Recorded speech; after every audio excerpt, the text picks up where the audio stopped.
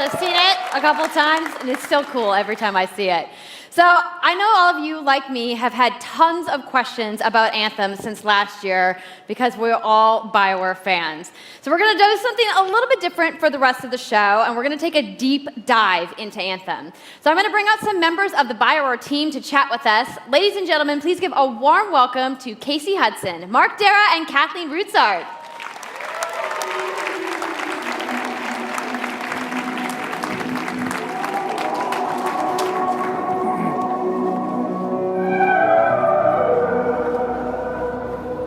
Thanks, guys. Thanks for coming out today. Just got a little game to show, right? Yep. It's going to be very exciting. So, Casey, we're going to go ahead and just jump right in and get started with you. So now, we know that you all started, or Casey, you started your career at BioWare way back in the day, but you took a couple years off. But before you came back, you actually worked on Anthem before you left. Yeah, that's right. So, first of all, it's amazing to be back. It's awesome to be making games for BioWare fans. We have the best fans, so it's been super satisfying to come back to it. And I just want to be able to continue the legacy of the studio, and that's kind of where it started with Anthem. Is just thinking about, what is the evolution of a BioWare game, and we wanted to create a brand new world for people to discover, a whole new world of story and character. But we also wanted to do something that was, more of a dynamic and living world, a game that would change every time you came back and played it.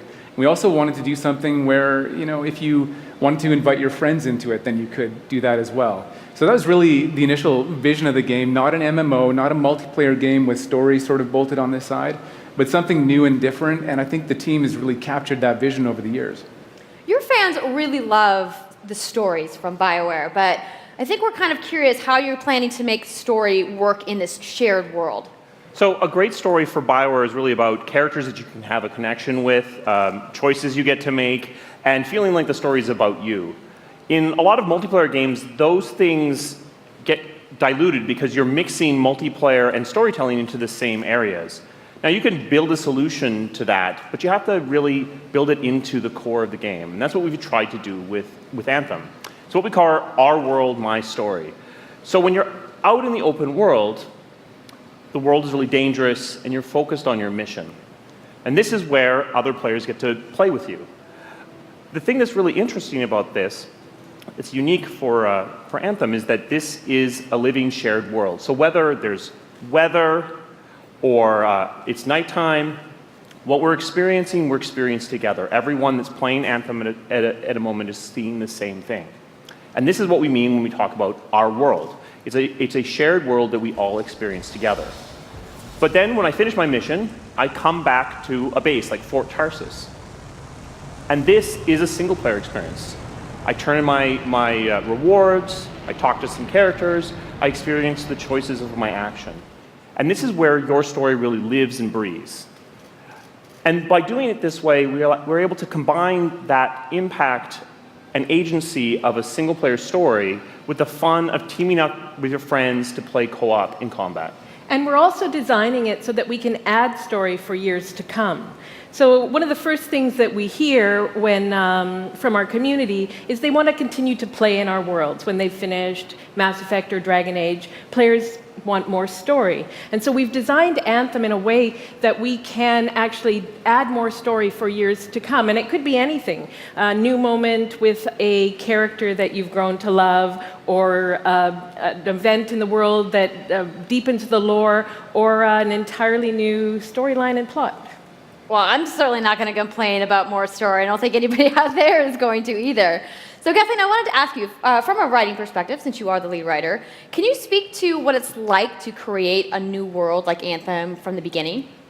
Well, what's really exciting for us, and not just the writers, but all of the devs, the designers, the artists, is that we're creating something new and mysterious for players to discover. So at the heart of the premise of Anthem is a world left unfinished by the gods.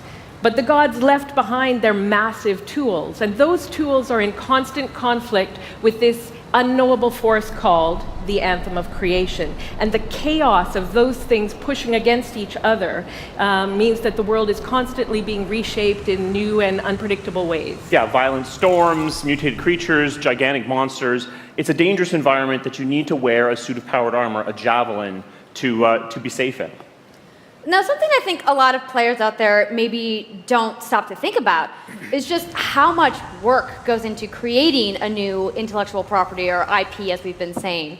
Now, we've seen all these different creatures, and Mark, you mentioned the storms.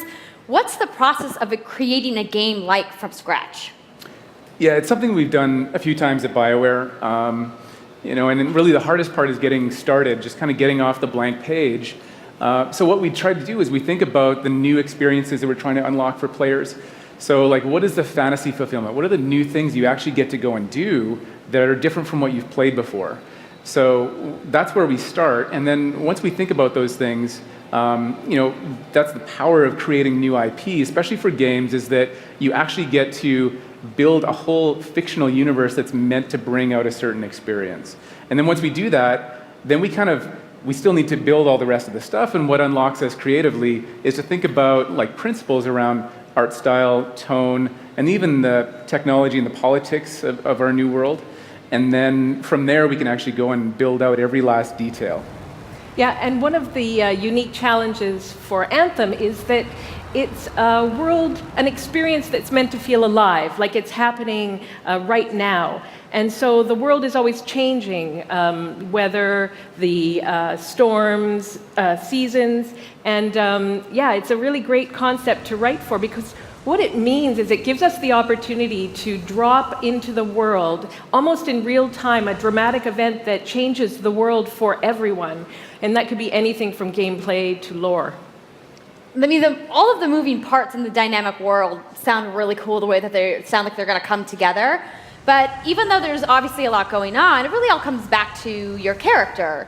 So let's talk about who we're going to be playing as and why we're fighting these crazy beasts. So you are a freelancer, uniquely skilled to pilot these Javelin exosuits. And you need those suits to survive and fight in this world, because the world will kill you.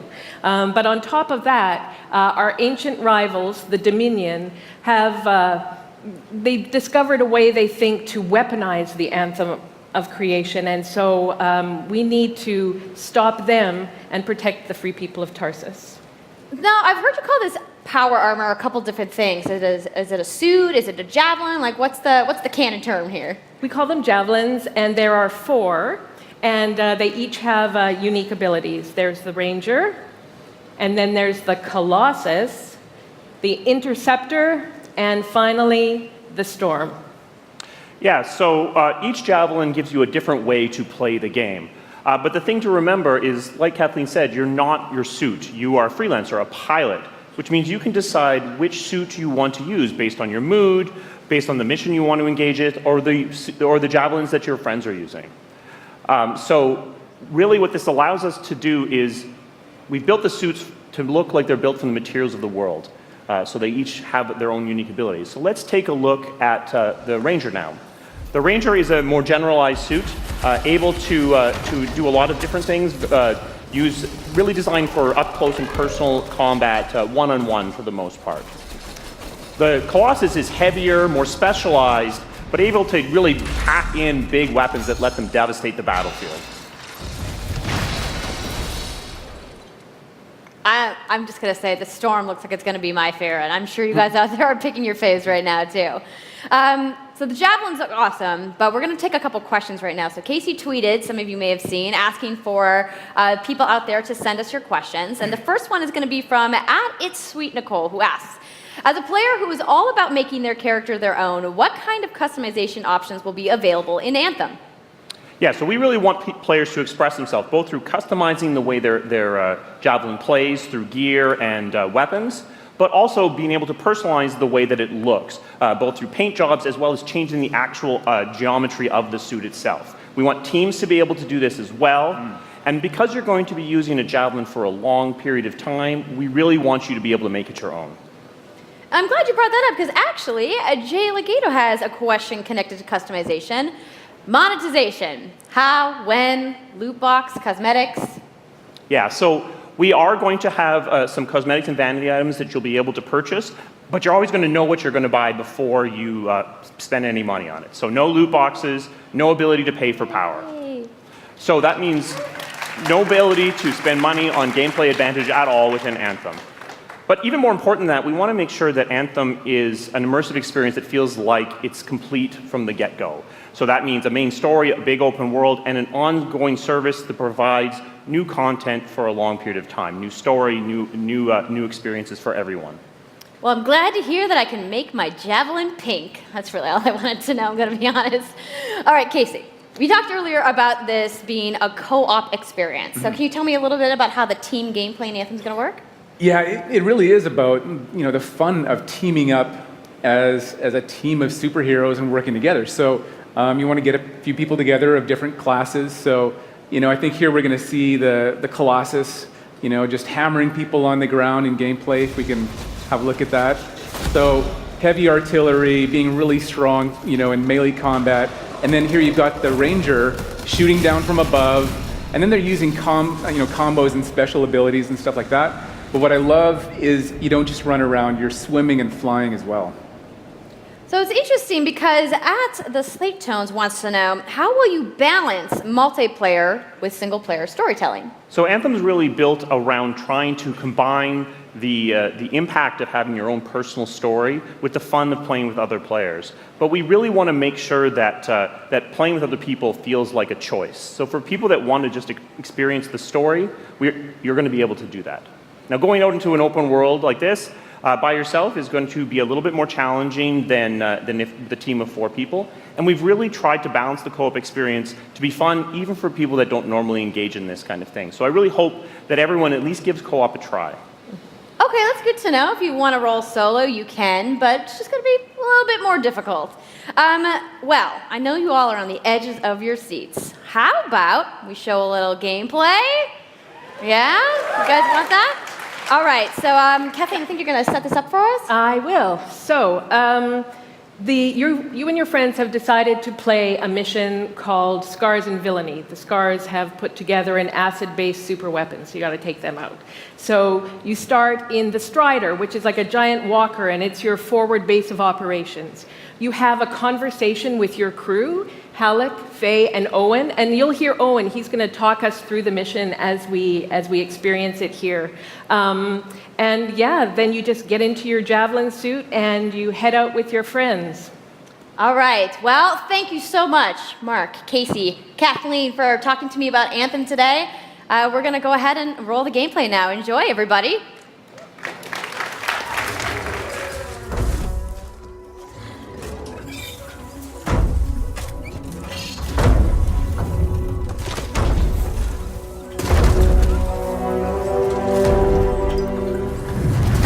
Freelancer, time to get to work! Faye said these bastards made some kind of acid. They're using it as a weapon. So, find where they're making this garbage and shut it all down.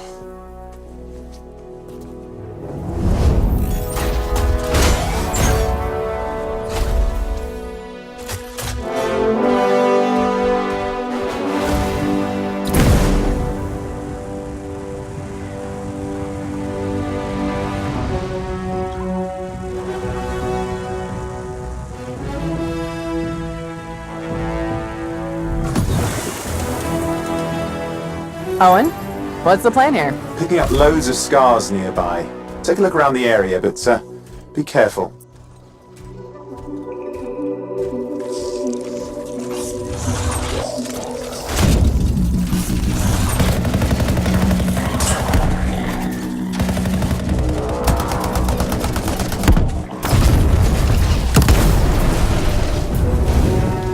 Right. Checking out the scar camp some more. Look at all the weapons! Oh, and the turrets! Better move quickly.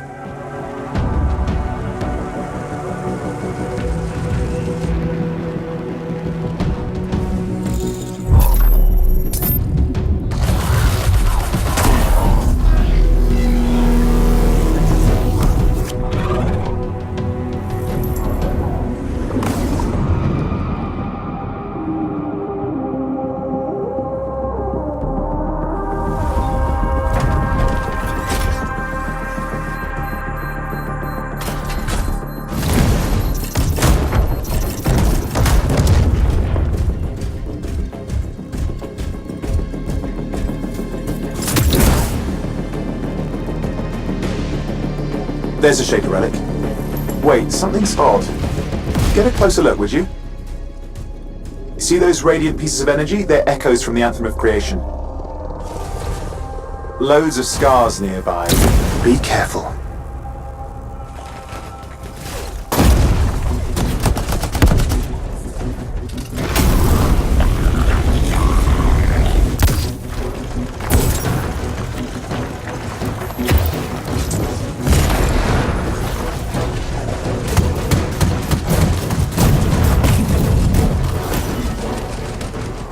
Return them to the relic. You've got to silence it fast.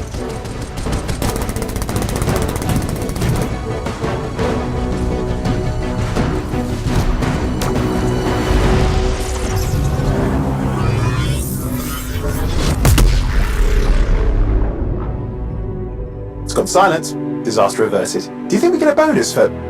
Wait, something's happening. What the hell was that? I think that was whatever laid all the eggs around here. The sound came from below your position.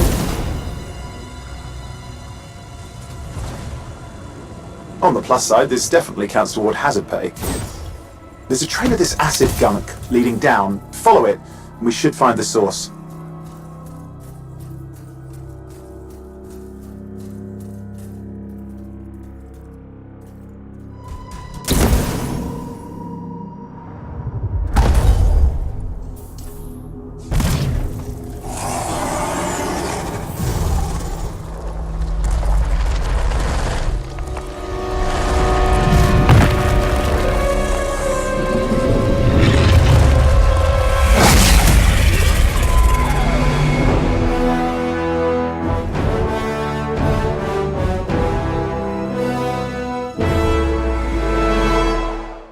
So I'm sure the question on everyone's minds, when do we get to play? So Anthem comes out February 22nd, 2019 on Xbox One, PlayStation 4, and PC.